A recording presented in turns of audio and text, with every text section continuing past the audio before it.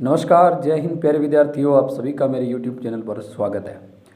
प्यारे विद्यार्थियों, जैसे ही सिलेबस जारी हुआ सभी विद्यार्थी हैं वो टॉपिक वाइज सिलेबस की मांग करने लगे और इस संदर्भ में ज्ञापन भी दिया गया।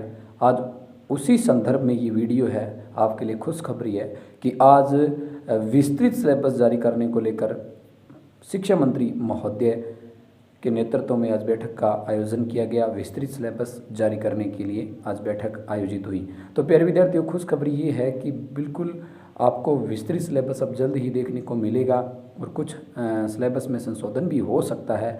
संशोधन हो या ना हो, लेकिन आपको टॉपिक वाइज सिलेबस है अब जल्द ही देखने को मिलेगा। जल्द ही टॉपिक वाइज सिलेबस है वो जारी कर दिया जाएगा।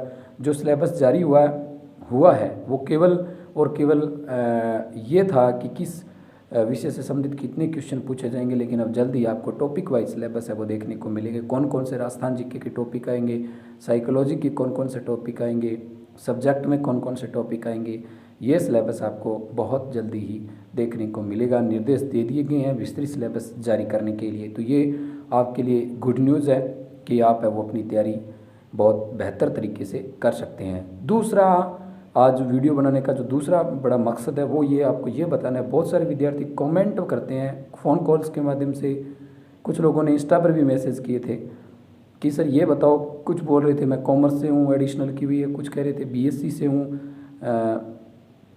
बहुत सारे विद्यार्थी जो अलग अलग सकाय से हैं, वो जिन्होंने एडिशनल अलग सब्जेक्टों से की है, वो पूछ रहे हैं हम क्या पेपर दे सकते हैं या नहीं दे सकते हैं। कुछ ये पूछ रहे थे कि हम एक से अधिक सब्जेक्ट में पेपर दे सकते हैं या नहीं दे सकते हैं, हम किसकी तैयारी करें। ऐसे सवाल बहुत ज़्यादा देखने को मिल रहे हैं।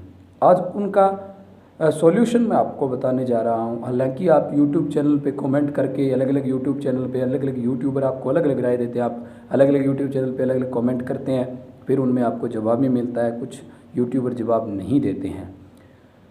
प्यारे विद्यार्थियों, भ्रमित करने की बजाय मैं आपको ये बताना चाहूँगा कि जो विद्यार्थी ये कह रहे थे मैं कॉमर्स से हूँ, मैंने इंग्लिश से एडिशनल की है, कुछ हिंदी से एडिशनल करके बैठे हैं, कोई अन्य सब्जेक्ट से एडिशनल करके बैठे हैं, उन सब के लिए मेरी सबसे बड़ी राय है, देखो पहले के नियम के मुताबिक तो आपने यदि एडिशनल की है तो आप बिल्कुल एग्ज़ाम दे सकते हैं। लेकिन इस भर्ती के जो अब होने वाली भर्ती है, इसके कोई भी नियम है वो साफ़ नहीं है, क्लियर नहीं है। आप तैयारी करो और हो सकता है नियम बदलाव हो जाए, फिर आपकी इतने दिन की जो मेहनत है वो बेकार जाएगी। इसलिए प्यारे विद्यार्थियों, आपके लिए सुझाव ये है कि 300 नंबर का एग्ज़ाम होगा, उसमें 120 नंबर है वो सब्जेक्ट के आने हैं। तो आप केवल और केवल है वो अपने एक बार 120 नंबर को छोड़कर जितना भी सिलेबस है उनको कवर कर लीजिए। 120 नंबर का जो सिलेबस है उसको छोड़ दीजिए एक बार। राजस्थान जीके, रीति विज्ञान, साइकोलॉजी, करंट जीके वगैरह वगैरह है, उन सबको आप है वो बहुत ही बेहतर तरीके से कंठस्थ कर लीजिए, बार बार पढ़िए उनको। और जैसे स्थिति स्पष्ट हो जाती है, एडिशनल के बारे में, एक से अधिक सब्जेक्ट देने के एग्ज़ाम देने के बारे में जैसे स्थिति स्पष्ट हो जाती है तब, और स्थिति जब स्पष्ट होगी तो लगभग 2-3 महीने का आपके पास वक्त भी रहेगा। तो ऐसी स्थिति में 2-3 महीने में आप 120 अंक का जो आपका सिलेबस होगा उसको आप बहुत ही बेहतर तरीके से तैयार कर पाएंगे। इसलिए आप है वो पूरी प्लानिंग के तहत है वो अपनी स्टडी कीजिए। सबसे पहले आप 120 अंक के अलावा जो सिलेबस है उसको तैयार कीजिए।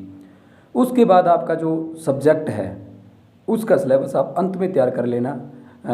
और यदि आप ये चाहते हैं कि मैं अपने मूल सब्जेक्ट से ही पेपर दूं, तो फिर आप संपूर्ण तैयारी एक साथ कीजिए, अपने मूल सब्जेक्ट पे फोकस कीजिए। और मैं एडिशनल वालों को और जो एक से अधिक सब्जेक्ट की तैयारी करने की सोच रहे हैं उन सबको एक राय देना चाहूँगा कि सबसे पहले आप अपने मूल सब्जेक्ट पे फोकस करें। एडिशनल या किसी एक या अधिक के चक्कर में ना पड़ें। यदि आप अपने मूल सब्जेक्ट से तैयारी करेंगे तो बेहतर स्थिति रहेगी। और एक बात और, एसएसटी वालों के दिमाग में ये बात आ रही होगी कि एसएसटी की मेरिट ज़्यादा जाएगी, इसलिए हम एडिशनल जिस विषय से किया उसमें चले जाएं। तो प्यारे विद्यार्थियों, अब सब्जेक्ट का पेपर होना है, मुख्य पेपर आयोजित होंगे, तो इस बार ऐसा कुछ भी नहीं है। पहले इंग्लिश वाले जिनके अधिक नंबर आते थे वो एसएसटी में भी सीट खराब करते थे और अपने सब्जेक्ट की भी करते थे, लेकिन इस बार ऐसा नहीं है। जो इंग्लिश का होगा वो अपनी प्राथमिकता अपने ही सब्जेक्ट की तैयारी करेगा। कोई भी विद्यार्थी एक से अधिक सब्जेक्ट की तैयारी नहीं करेगा, पेपर जरूर दे देंगे लेकिन एक से अधिक सब्जेक्ट की तैयारी वो नहीं कर पाएंगे।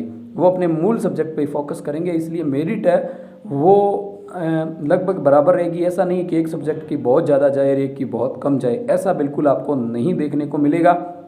जिसका देखो राजस्थान जीके सबके लिए इक्वल है, बाकी सारा सिलेबस सबके लिए इक्वल है, सब्जेक्ट है वो सबका अलग अलग है।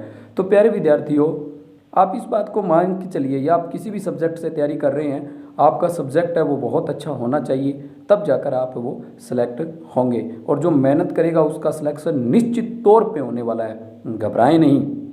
जो एक से अधिक सब्जेक्ट की फिर भी तैयारी करने की सोच रहे हैं उनको मैं बता रहा हूँ, जैसे आप सामाजिक और पंजाबी आपका सब्जेक्ट है, तो केवल और केवल आप एक बार है वो अपने मूल सब्जेक्ट पे फोकस कीजिए, अपने मूल सब्जेक्ट की तैयारी कीजिए। जब आपको लगे कि हाँ आप एडिशनल से बिल्कुल सेफ हैं या आपकी पूरी तैयारी हो चुकी है, तब आप थोड़ा बहुत वो दूसरे सब्जेक्ट पे फोकस कर सकते हैं। मेरे कहने का मतलब, जब तक स्थिति क्लियर नहीं हो जाती तब तक अपने मूल सब्जेक्ट पे फोकस करें, या मूल सब्जेक्ट पे फोकस नहीं कर सकते तो 120 अंक के अलावा जो सिलेबस है उसकी तैयारी कीजिए।